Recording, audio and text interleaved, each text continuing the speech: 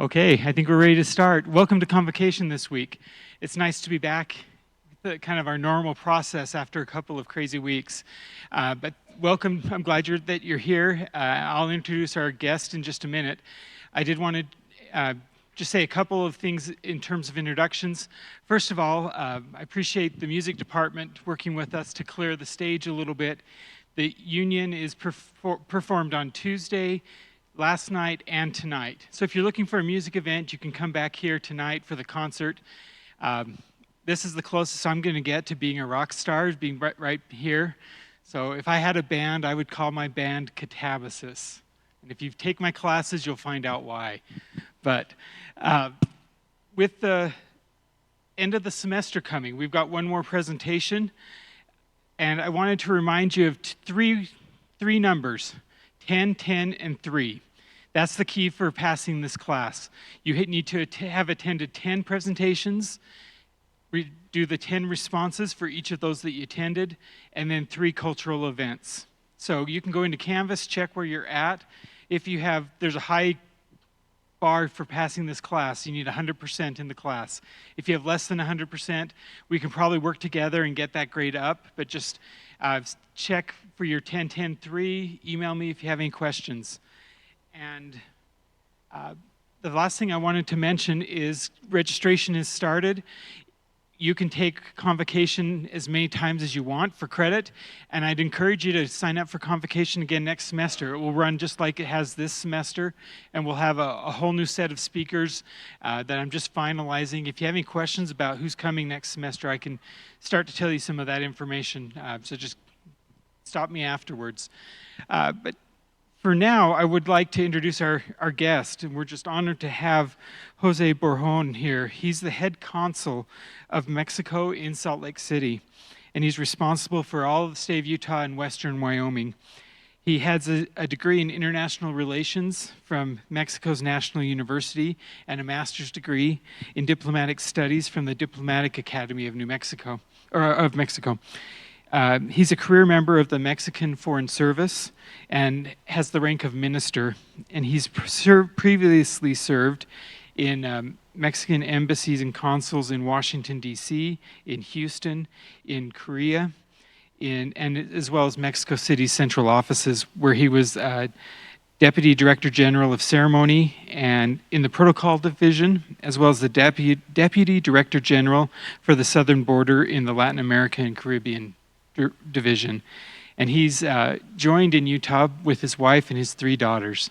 So if you would join me in welcoming José Borjón here to the stage.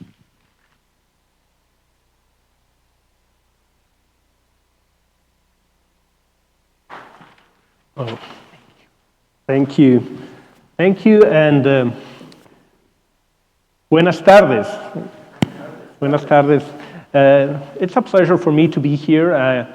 I am, as Dr. Allen said, a member of the Mexican Foreign Service, which is the government institution that has public officials representing the government of Mexico abroad in other countries. In this case, Mexico has one embassy only, which is always in the capital of the city, in Washington, D.C., and we have 50 consulates. And this is because we have a relevant and important Mexican population in the United States. We have 50 consulates. I am the head consul in Utah, and our office in Salt Lake, but we're responsible for all. So that's what I wanted to talk and share with you a little bit what I do here in the state of Utah and how it relates to our community, our Mexican community, and in a larger sense to the Latino and Hispanic population in the United States, how they're growing in importance, and as well in Utah, and what it represents to the state, what it represents to any city, any county has an important and relevant population of Mexican origin. And I think that is very important so that we can all recognize the diversity of this country and appreciate and acknowledge the different roots. So let me drive you through this presentation, which has that objective. What does a consulate do? As I just explained, there's only one embassy, which is usually the political representative of a president in another country. That's the ambassador, and he's in the capital of that city. So we have an embassy in Washington, D.C. Obviously, the U.S. has an embassy in Mexico City, our capital city. But what does a consulate does? It has a different objectives, and I want to share with you those objectives, because that way you can understand better what I'm here doing in the state of Utah. This nice drawing over here, you may not be able to see it in detail, but I'll just talk a little bit of what a consulate does, and it has three main areas. First, let's talk about the Consular Services. And remember, this is the Mexican consulate, but if you travel abroad to any other country, you will also need or could use the service of your consulate, a U.S. consulate. There are around 10 consulates of the United States and Mexico, for example. The consular services that our offices does is for those persons of Mexican origin. We issue them passports, Mexican passports. We issue a specific ID called matricula card, which is an ID that helps them identify themselves as part of the Mexican community that have been registered with us. And it's a very convenient wallet-size ID that you can put it in your pocket instead of going with your passport throughout your travels. Civil registry, we do the registry of dual citizens, those who were born here in the U.S. but have a mother or a father who are Mexican. They have the right to have the dual citizenship. That is a process that is done in our consulate as well. Marriage certificate, we actually can marry two Mexican nationals, not necessarily from other countries, but if both of them are Mexicans, I, as a consul, can also be like a judge of law or clerk, and I can have that power to do that. I'm actually having a marriage tomorrow of two Mexican nationals. And death certificates, unfortunately, those Mexicans who die or in an accident or whatever circumstances, and their family decides to repatriate, bring their body back to Mexico to be buried. Well, we do help with the paperwork. That is like the document parts. We do a lot of powers of attorney. Many people cannot travel to Mexico because they have their jobs here, so they do a power of attorney, which is valid throughout the country, because that's the kind of authority that a consul has. And that's a lot of what you have in the consular services. Visas as well, as you much. We are a consulate that issue a lot of visas, especially for those who are going to our country in a missionary trip. So, for example, last year we issued around 1,800 visas, and 90% of those were to the missionaries. And it really works streamlined. They usually come, walk in Tuesday, Thursday. The process is done in Mexico City by head office, and we just print and issue that visa for those missionaries who are going to Mexico.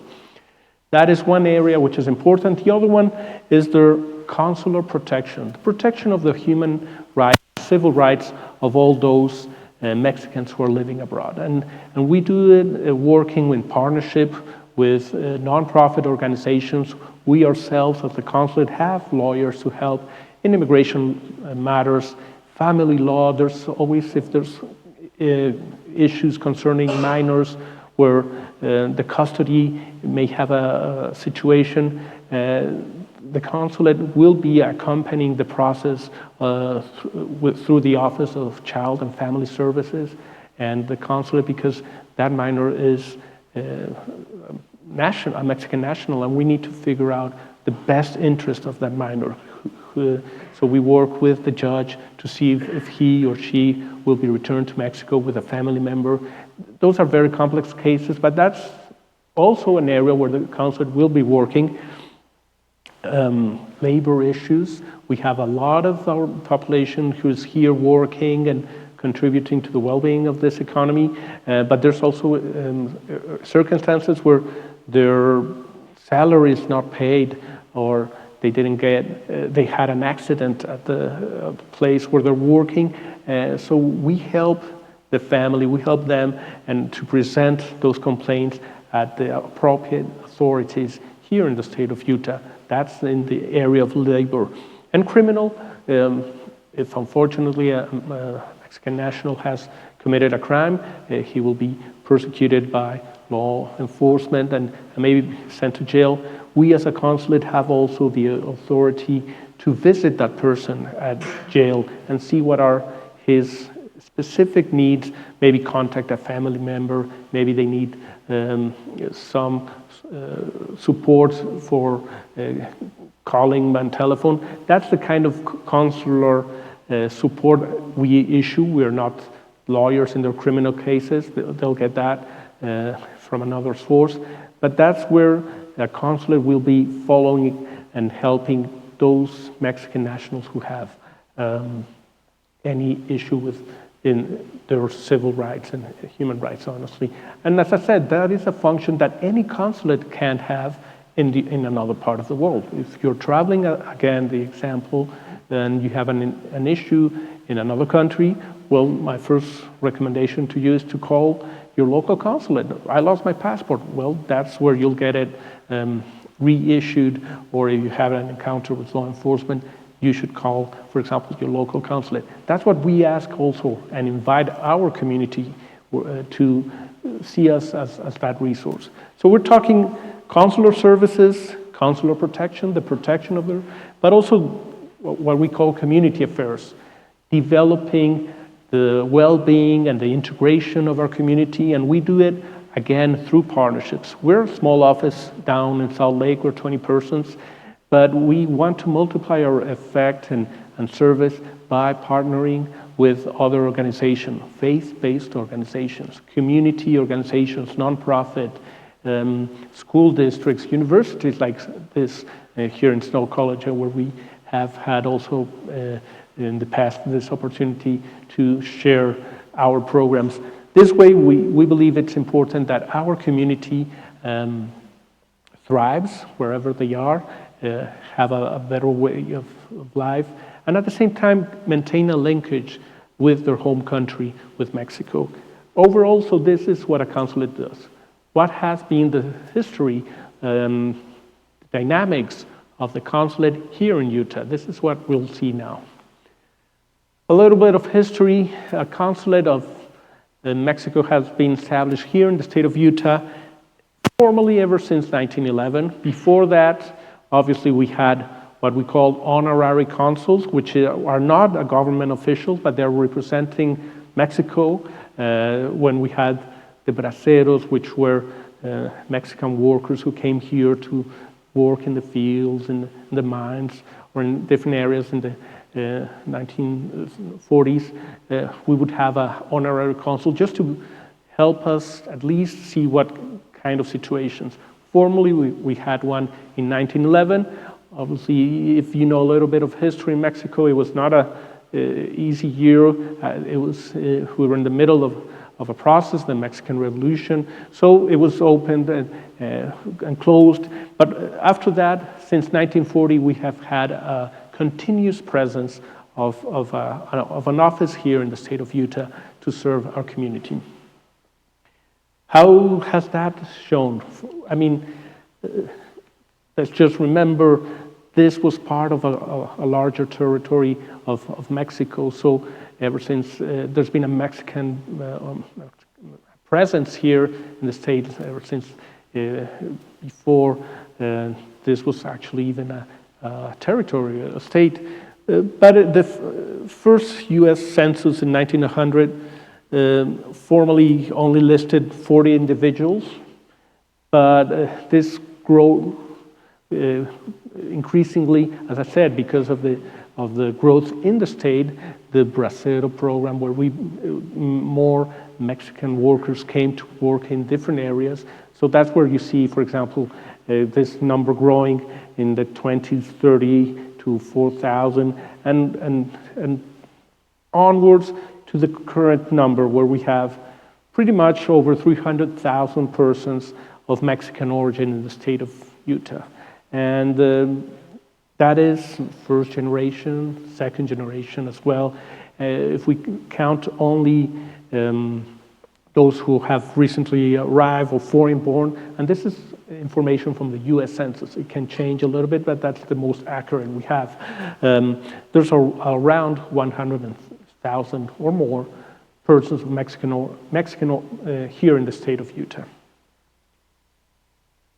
And let's put that in perspective. Let's see how it shows with the growing number of persons of Hispanic origin, Latinos, if let's use that word, how they are now Latinos, the largest minority in the U.S., over 70% of the U.S. population. That's over 54 million, I think even more. So that's 1 in every 4 children in the U.S. is Latino. And that's important because the schools in most of the state, let's talk only about, you will have a very large population. They're young, the Hispanics, the Latinos, and that's important for the growth of the state, the percentage-wise. So how does that refer locally, for example? I was seeing some statistics. 14% of the population in the state of Utah are Latinos. Of those, 78%, let's say 80%, are of Mexican origin. And if we see foreign born, or mainly immigrants, that's 8% of the population of the state of Utah. And I was looking into the statistics in this specific area. St. Pete County, 9.7%, Ephraim, 7.2%, but I think it's even larger from my conversations today. And it shows what I was just telling you, how the large presence of the Hispanic population, persons of Mexican origin, have permeated throughout the country, throughout the state, and even here. And I think that is very important, very relevant that we recognize and that we acknowledge. So, following it with those numbers, foreign-born population in Utah, that's 8.3%. What are we doing, those who come? Well, we're generating $388 million in total net business income. We're here as entrepreneurs, we're working. You will see us in different areas of constructions, services, and we're owners of small businesses as well. So how does it show? These numbers, I think, are important. Utah has nearly 172,000 foreign-born workers. That is 12.5% of the workforce. Why is this relevant? Utah is a state which is growing incredibly. Those latest numbers, we have Utah growing as one of the fastest in the whole United States. It has almost no unemployment. That's 2% of unemployment. But let's see, what are the needs? You are the future in the labor force. So there's a lot of opportunities. That's important. But there's also a need for more persons in the workforce. And it comes either from migration from other states. They're coming to Utah because they see there are opportunities, or even migration from other countries, in this case Mexico, coming to work in many areas, and you will see it even in St. Pete County, and I think that's important. And this is a tendency, this is a demographic change that we should be aware of, because by 2040, Utah will be a majority minority state. And what does this mean is that there will be a greater number, a diversity of minority. Now, for example, if West Valley City is a minority majority city, that means there are more diversity groups than your traditional, census will say, white. What I think it's important for understanding the relationship between Utah, Mexico, Utah, and immigrants, is that Utah has been traditionally a welcoming state, both for immigrants and refugees. And now, and you see there a couple of examples. This was the first state in the country to offer in 2005 privileged driving cards for undocumented immigrants. It also offers undocumented students the possibility to receive in-state tuition. And I think that's very important.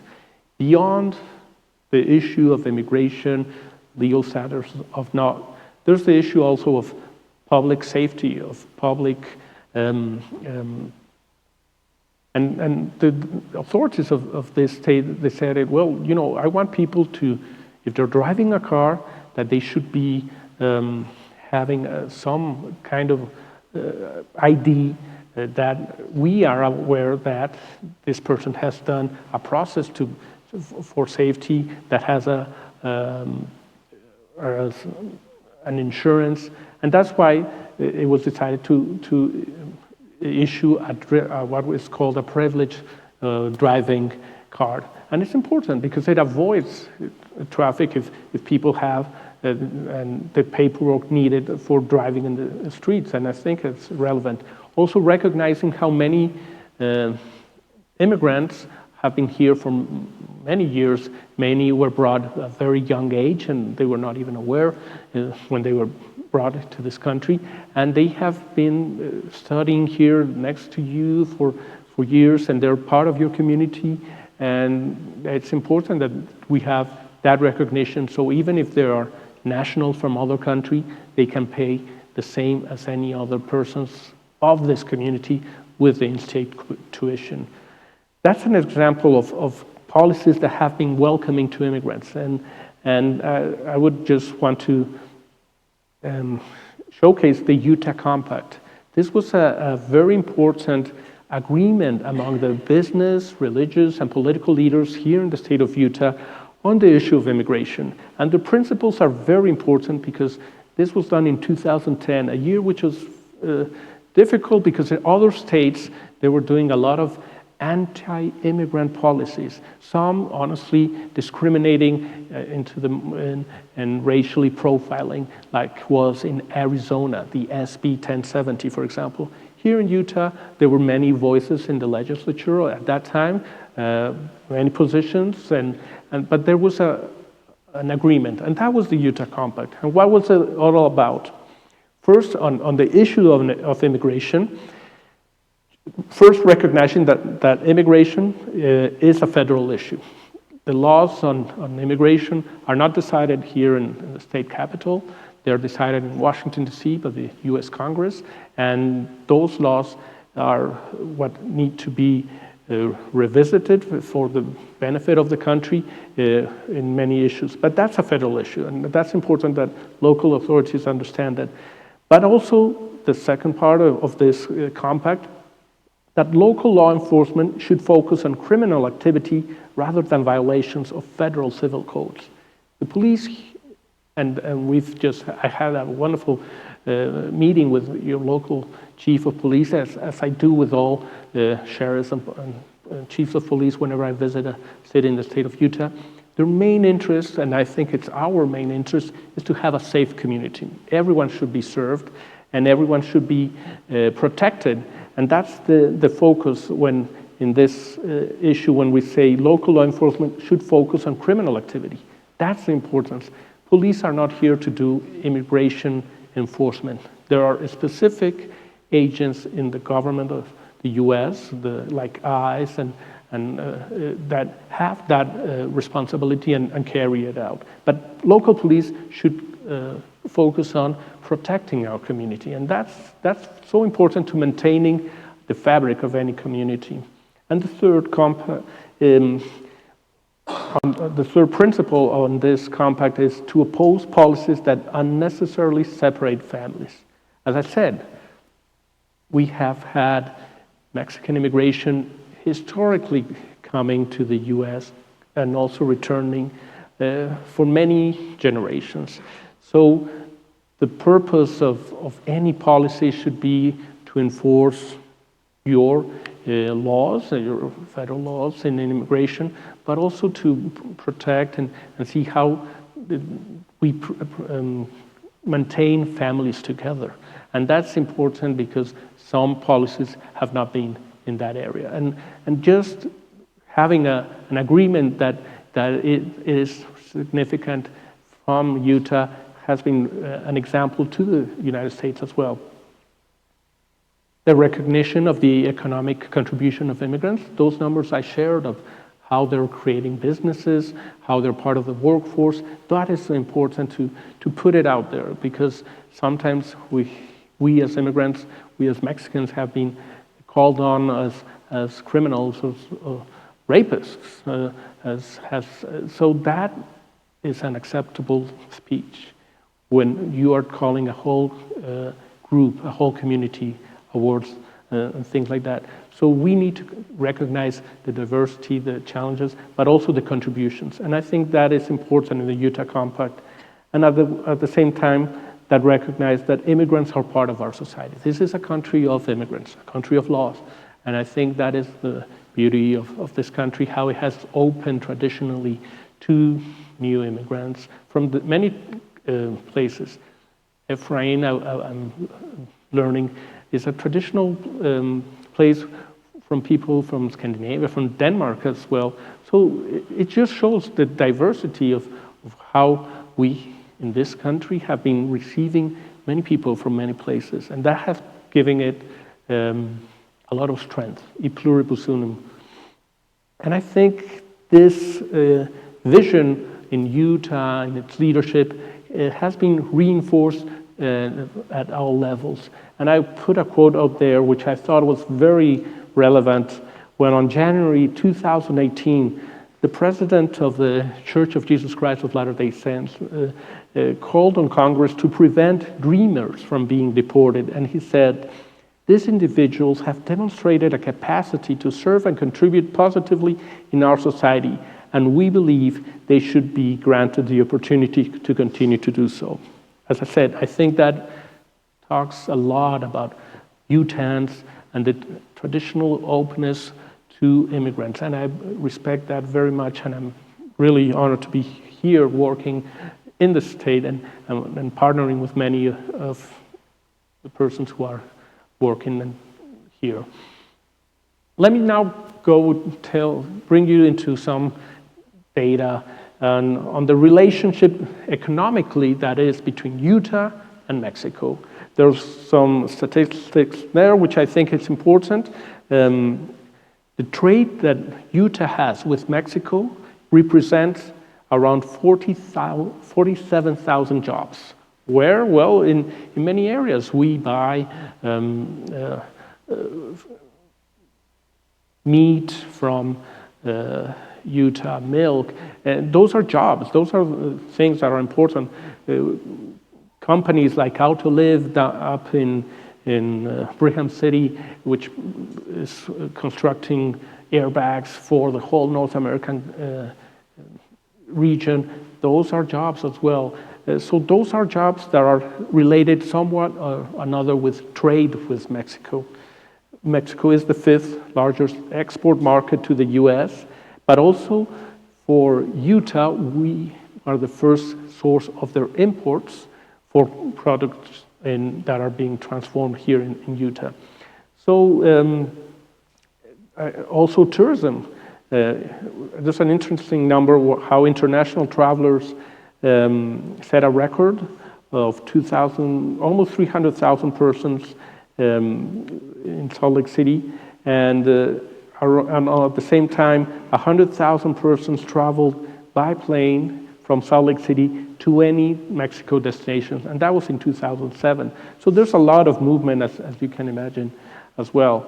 In economic sense, there's the free trade agreement called NAFTA, the North America Free Trade Agreement, which has been renegotiated and is now the USMCA, US, Mexico, Canada agreement.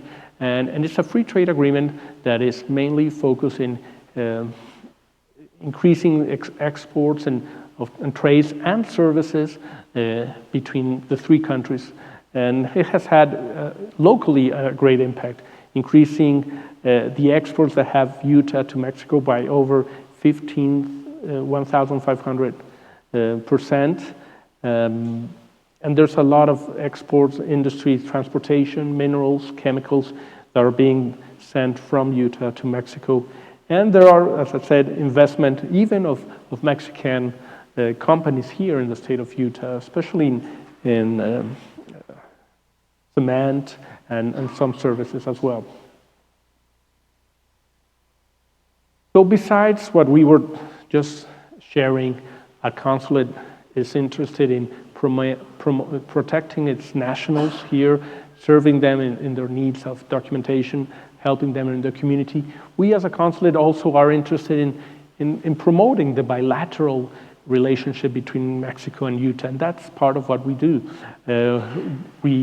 We meet with state, local authorities to talk about issues of interest of both sides.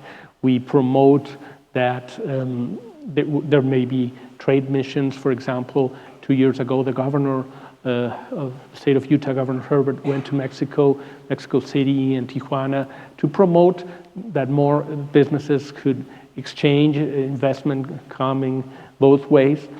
And at the same time, to promote our culture. We're just so honored and proud to be part of a millenary culture of Mexico, our origins, and also share with us. And it's been very easy through our foods, through our music, and now obviously everyone has seen Coco and everyone knows what is Day of the Dead, but it's part of our culture and we are honored to do that, and I think that's important. As I said, last year the governor went to Mexico. Well, that was 2 years ago. That's not our president right now, but that's just the idea to share how also promote the relationship at a bilateral level is important. And lastly, I think there's a importance also by the presence and the significance of the Church of Jesus Christ of Latter-day Saints in Mexico. Ever since 1875, 6 missionaries were sent to Mexico to start their mission there, and the colonies have been grown, especially in what is called Casas Grandes, and its first stake was created in Colonia Juarez in 1895. And formally, the church became an institution registered after Mexican changed a lot of its internal laws concerning the religion in 1993. And today there's almost 1.5 million members of the church in Mexico, and I think that is very important. And the importance also is of the solidarity that exists. Our terrible earthquakes in 2007 also showed how we as a people have a solidarity among each other, but we also were fortunate to receive the support and emergency reconstruction in the church, and specifically in areas in the south, in Morelos, Oaxaca, Chiapas. So it shows what I've been trying to highlight throughout this talk. There's a great partnership, there's a great history between Mexico, between Utah and Utahns, and it will continue being so because we are part of the history of the state, and there's a real nice connection with Mexico in many levels: personal, family, religious, economically, and politically. So I think that is positive, and I think that is a great opportunity to showcase, to work on that, and that is my interest of sharing with you so that you can have that idea as well. We are partners, we are friends, we're family in many cases, and we should respect that and support it, and at the same time help each other as members of the same community or binational communities as well. So I'm going to leave it here, this talk, because I'm also interested in hearing from you, hearing from your experience, from your thoughts from you, what you believe, what you're interested to know on Mexico, and doubts that you may have. There are many things you will read in the papers. And I think it's important that you have this opportunity to ask me, and this way we can share different views on where we are as people. Thank you very much. So if it's okay, we will now invite everyone who's interested to make some questions.